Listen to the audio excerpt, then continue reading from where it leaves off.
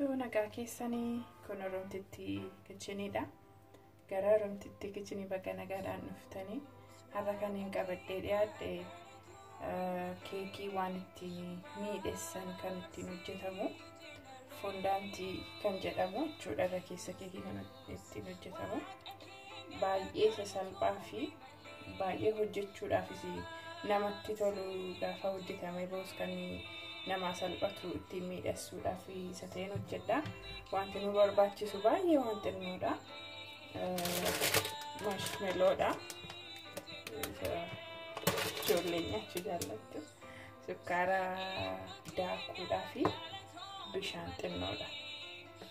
Kana qodaa isaanii golboo duwwaasaa zayitii vegetabilii xinnoo nannasaatti dibeeni.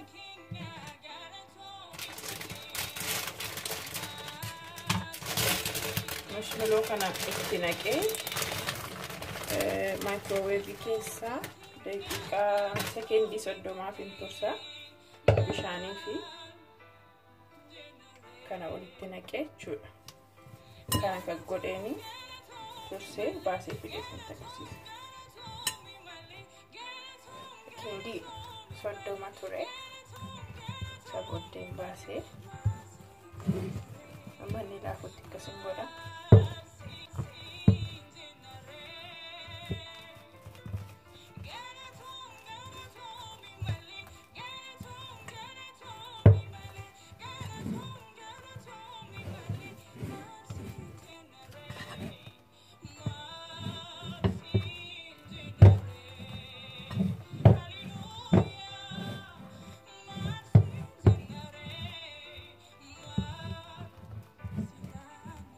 Amma sukkaara sadaakuu isaanitti nannaqa isaaniin waliin makaa jechuudha.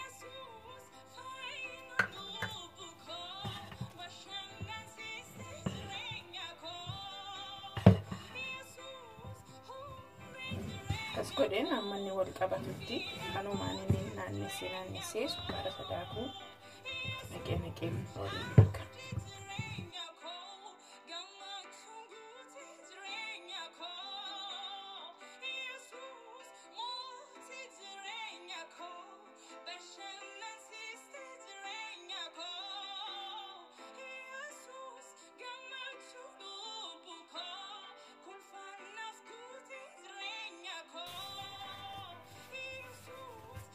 Fondaantiin akkasitti hojjetama.